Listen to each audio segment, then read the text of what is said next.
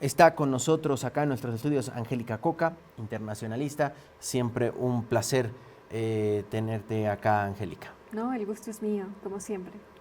Y desde Washington nos acompaña Francesca Emanuele. Ella es experta en política estadounidense hacia América Latina y el Caribe, a quien le agradecemos mucho. Francesca, ¿cómo está? Buenos días desde La Paz, Bolivia. Diego Montaño la saluda. No sé si salió al aire o desde origen. Por favor, si puede habilitar su micrófono, Francesca. Decía que muchas gracias por la invitación, Diego. Gracias, gracias, Francesca. Bien, a ver, ¿qué nos dejó la primera impresión en términos generales? Y de ahí ya vamos aterrizando a lo que se dijo, lo que se vio en esta cumbre llamada Shield of the Americas o el escudo de las Américas. ¿Hay algún otro momento en la historia de las relaciones Estados Unidos-América Latina parecido a lo que vimos el sábado, Angélica?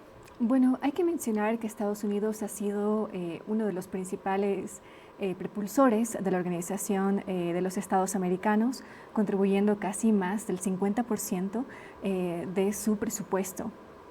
Entonces, es en esta instancia que tiene básicamente la OES, que tiene su base en Washington, D.C., es ahí donde constantemente se estructuraban las políticas para esta organización. Es muy importante mencionar, naturalmente, la política Monroe, ¿no? Que ahora Trump la ha llamado Don't Roe, ¿no? Que es básicamente una política estadounidense establecida por el presidente Monroe en más o menos 1827, donde establece que realmente no pueden existir poderes coloniales en el hemisferio. De ahí en adelante se estableció una política, muchos analistas coinciden en que en realidad fue una política de intervencionismo, la política Monroe, y de alguna manera lo que vemos ahora es como una continuación, así como lo ha establecido el Departamento de Estado, los representantes del gobierno de Trump en el The Americas Summit.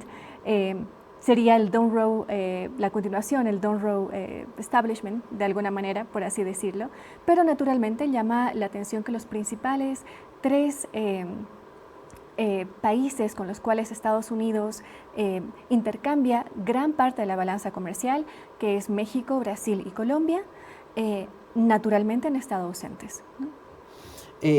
Francesca, una primera impresión de lo que nos dejó este sábado, ese encuentro en el que solo habló el anfitrión y dos de sus secretarios. Los otros presidentes no hicieron uso de la palabra. No sé si suele ocurrir esto o no, o qué nos deja. Un antecedente a esta reunión es la Cumbre de las Américas, que normalmente, como mencionaba Angélica, es organizada por la Organización de los Estados Americanos, que recibe la mayor financiación de Estados Unidos, y como decía ella, queda aquí en Washington. Pero el año pasado esta Cumbre de las Américas se canceló precisamente porque en ese momento ya Trump estaba mostrando que iba a tener una política exterior hacia Latinoamérica y el Caribe beligerante. Había ya desplegado un arsenal militar muy fuerte, gran parte de él continúa en el Caribe, y había ya comenzado con las ejecuciones extrajudiciales a las que ellos llaman las narcolanchas, y a los más de 150 civiles que hasta el momento se ha ejecutado.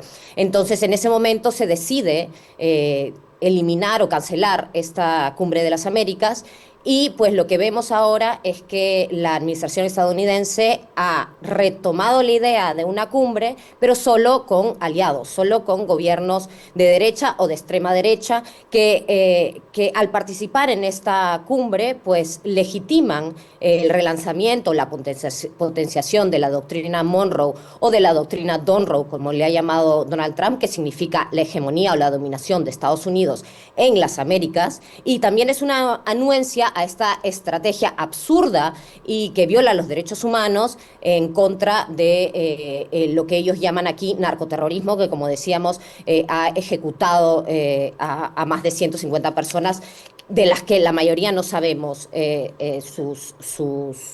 quiénes son, ¿no? Y por otro lado también es una suerte de legitimación por estos 12 países que participaron de la interferencia de esta administración en nuestras elecciones libres, como sucedió esta interferencia en Honduras en las elecciones pasadas, como Trump también interfirió en las elecciones en Argentina de medio término, dándole un rescate de más de $20.000 millones a Milei, y finalmente pues sugiere también un respaldo de esta política exterior cruel de Estados Unidos en la región, que vimos al inicio de este año con un bombardeo en Venezuela, y que potencialmente vayamos a ver una intervención militar en Cuba o el continuado bloqueo que existe en el país, que está buscando derrocar al gobierno cubano. Entonces, no podemos ser ciegos ante la anuencia de estos países a esta compleja política exterior estadounidense en la región al participar en esta cumbre del Escudo de las Américas. Ahora, días antes, el secretario de Guerra de Estados Unidos, que además convocó a otros ministerios de la región, estaba el ministro de Defensa de Bolivia, dijo, bueno, nosotros tenemos la capacidad y lo vamos a hacer solos si tenemos que atacar algún cártel.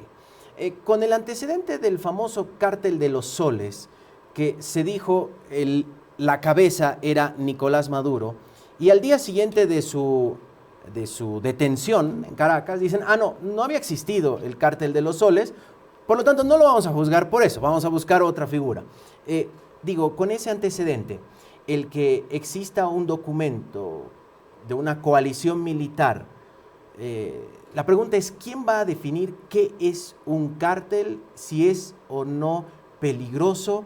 ¿Este es un riesgo para la tranquilidad, como hablábamos hace algunos días, esta característica de una zona de paz Latinoamérica? ¿Este es un riesgo o no? ¿O es una susceptibilidad que pueda surgir, Angélica? Es importante entender que en estudios de seguridad se habla que el crimen organizado internacional va a ser para este siglo lo que la Guerra Fría fue para el siglo XX. ¿No? Estamos hablando de una maquinaria con capacidad militar superior o igual a la de ciertos estados. Lo hemos visto recientemente con el cartel Jalisco Nueva Generación y todo lo que ocurrió en México. De alguna manera estamos hablando que esto es la política antidroga tiene que realizarse de manera multilateral. Ningún estado puede de alguna manera aplacar exitosamente a largo plazo ningún cartel que opere como una organización de crimen organizado. Lo hemos visto con México, lo hemos visto con Colombia. La historia de Estados Unidos en la política antidroga, según The Washington Office of Latinoamérica, que han hecho realmente un seguimiento sistemático, es que en realidad ha sido una política fallida. Colombia, por ejemplo, es un ejemplo de todo lo que no se tiene que hacer, ¿no? O sea, de millones y millones de supuestamente ayuda de Estados Unidos, armamento militar, etcétera, básicamente que se han establecido, pero que sin embargo lo que generaba era desplazamiento interno. O sea, Colombia en el 2010 básicamente tenía el nivel de desplazados similar a la crisis de Sudán. Estamos hablando que en el mundo la cantidad de desplazados internos en Colombia superaba las guerras que estaban ocurriendo en el Medio Oriente en esa época. Ese es el resultado de realmente una desorganización en la forma en cómo se está aplicando estas políticas. De alguna manera, concretamente lo que se ha hablado en el Summit es que Estados Unidos está ofreciendo misiles, ¿no? Realmente es muy cómico ver al presidente Noboa de Ecuador hablando de la política antidroga y de la capacidad, básicamente echándole la culpa a Colombia y a su gran producción de hoja de coca y demás, siendo que Noboa específicamente tiene denuncias específicas y toda su familia tiene denuncias específicas en Ecuador respecto a su posible involucramiento con carteles dentro de su país. Entonces, todo esto realmente es un escenario, no lo veo muy preciso. El texto del acuerdo no se sabe exactamente muy bien cuál va a ser el impacto directo, y lo que realmente sabemos es que en política internacional el rol que está ocurriendo, bueno, básicamente la guerra con Irán, va a impactar específicamente a estos países que han ido al summit. Si bien el salvataje con Argentina de los 20.000 millones de dólares que otorgó Trump a Milei ha sido como una especie de incentivo para aquellos presidentes y gobiernos de derecha que quieren aproximarse a la política estadounidense, de alguna manera el precio de $118 por barril de Brent va a afectar absolutamente a todos estos países, y ese hubiera sido una plataforma de diálogo con mucho más impacto para nuestras economías, ¿no? Francesca, cuando uno ve las imágenes que en este momento estamos compartiendo y resulta que el documento, o sea, el único que hace uso de la palabra es Donald Trump, que está en su campo de golf además, ¿no? Fue ahí el evento. Al único que tiene un asiento para firmar es él, y reparte el marcador a los otros presidentes asistentes, unos más entusiastas que otros, como el presidente argentino, pero resulta que el documento solamente lo firma Donald Trump. Es algo que suele ocurrir, no deberían firmar todos.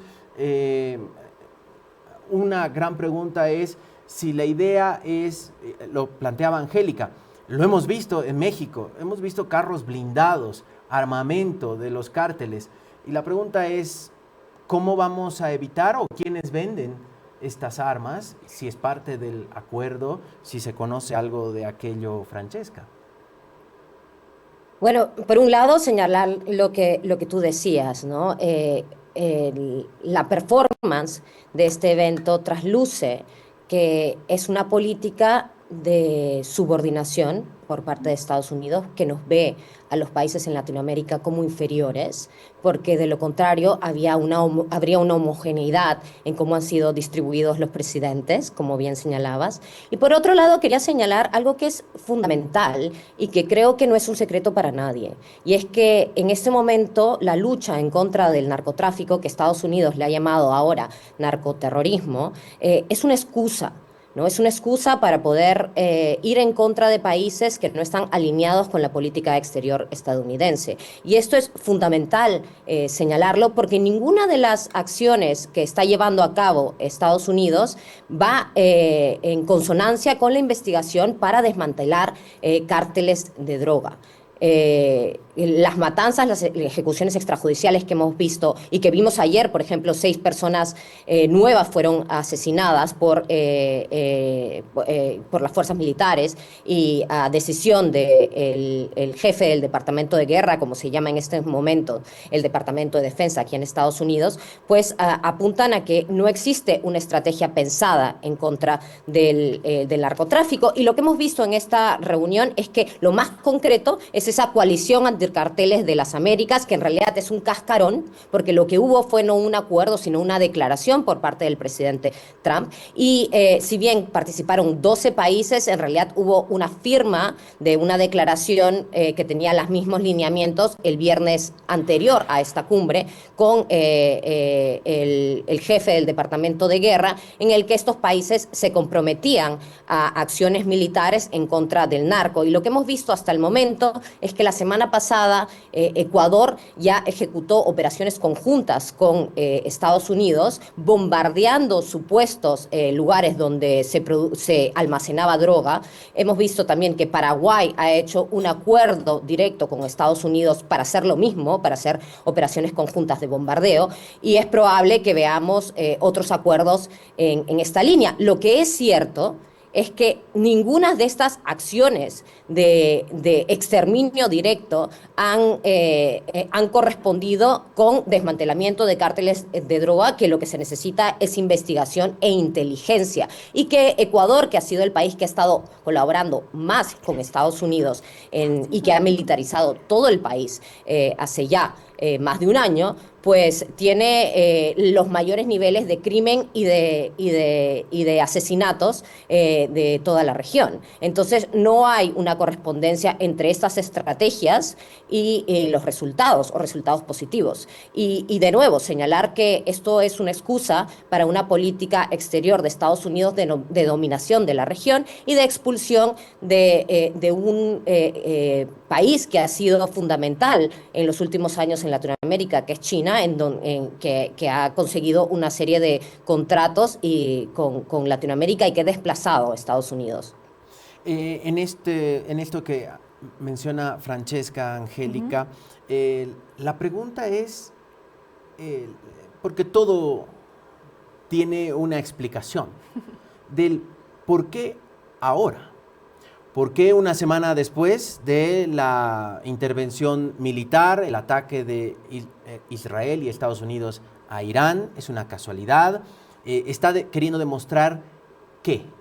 ¿A quiénes? Tomando en cuenta que además está en año electoral y todo indica, elecciones de medio término en Estados Unidos, todo indica que no va a repetir la hazaña de hace 2 años, que los demócratas incluso pueden llegar a ganar en territorios tan republicanos como Texas, históricamente republicanos. ¿A quién le está hablando o le está mandando señales a Trump? ¿Solo a China o a quiénes más? No, es importante mencionar de que si bien existe una rivalidad importante, de alguna manera para Estados Unidos el movimiento de China es un riesgo. En todo lo que ha estado ocurriendo desde Venezuela hasta Irán, China se ha mantenido de alguna manera en silencio.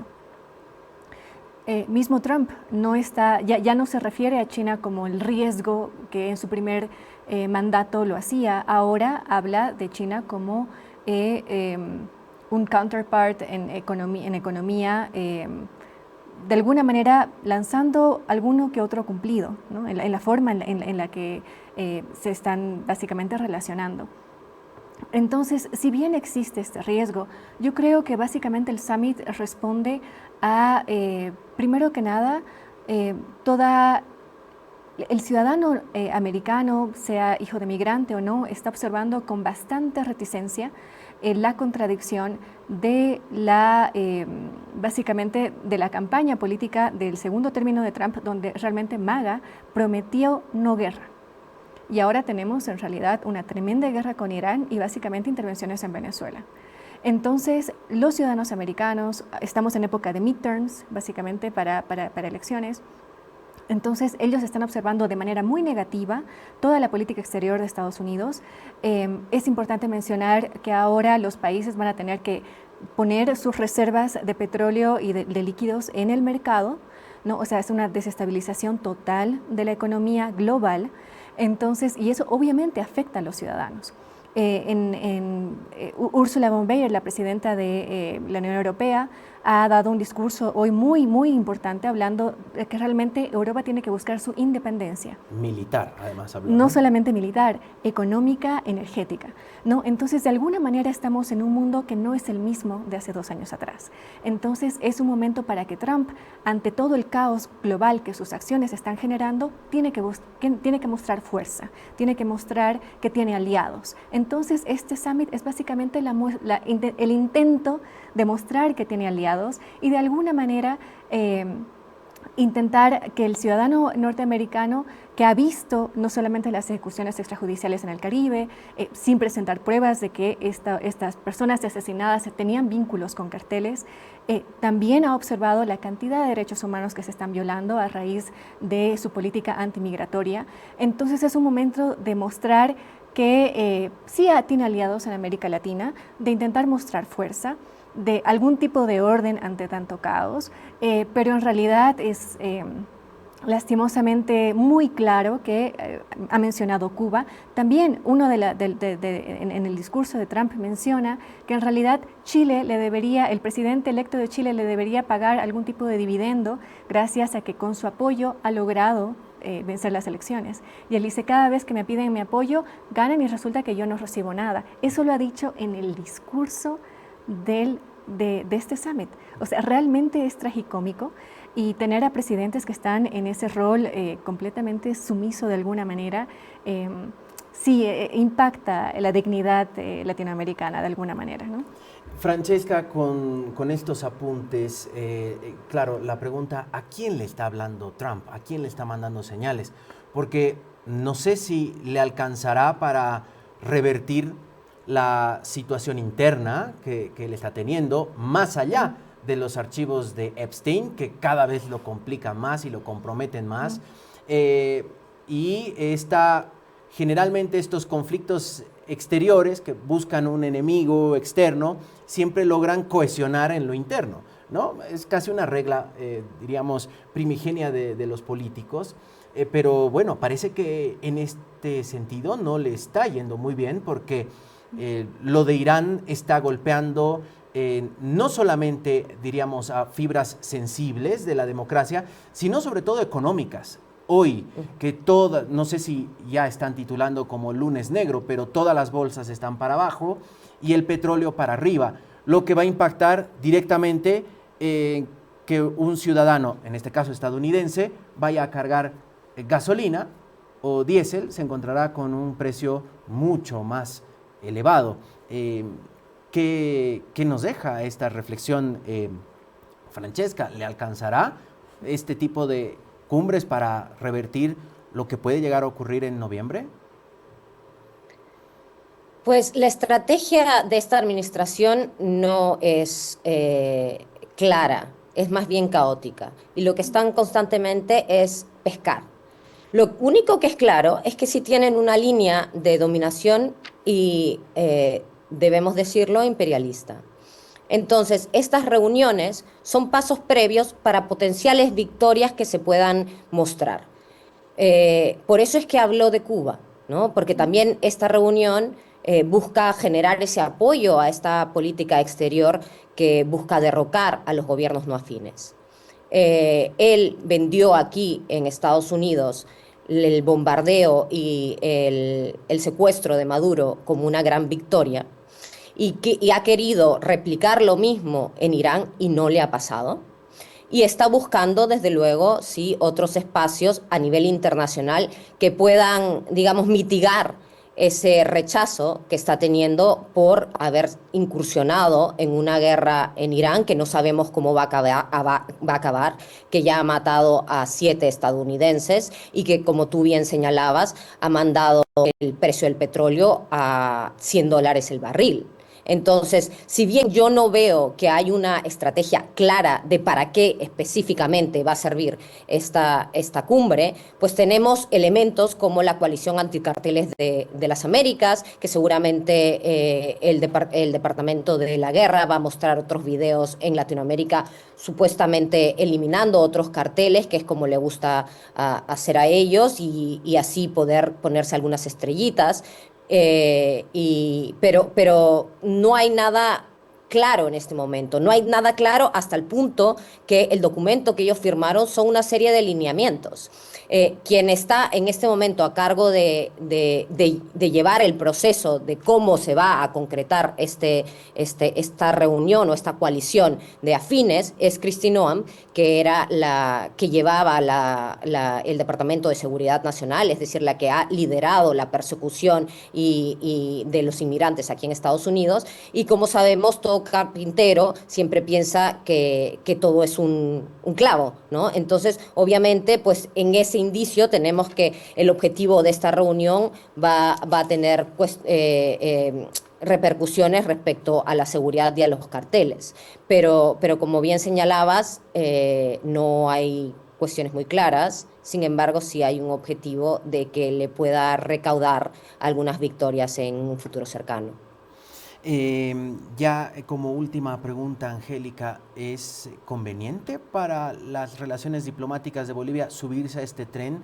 Rodrigo Paz hablaba de las ideologías no dan de comer, las relaciones internacionales deben ser pragmáticas. La pregunta es si esta cumbre fue pragmática y si la política exterior boliviana está siendo pragmática o más bien está siendo dogmática, pero al revés del anterior régimen, Angélica.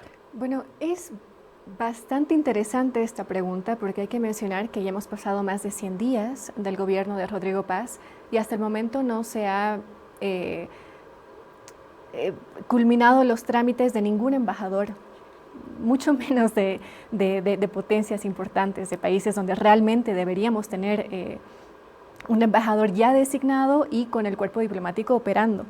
Entonces, lejos de cualquier pragmatismo, la presencia de Rodrigo Paz y de su esposa y demás, en realidad es una ventana mediática, es ideología y es lo más lejos del pragmatismo que en este momento necesitamos.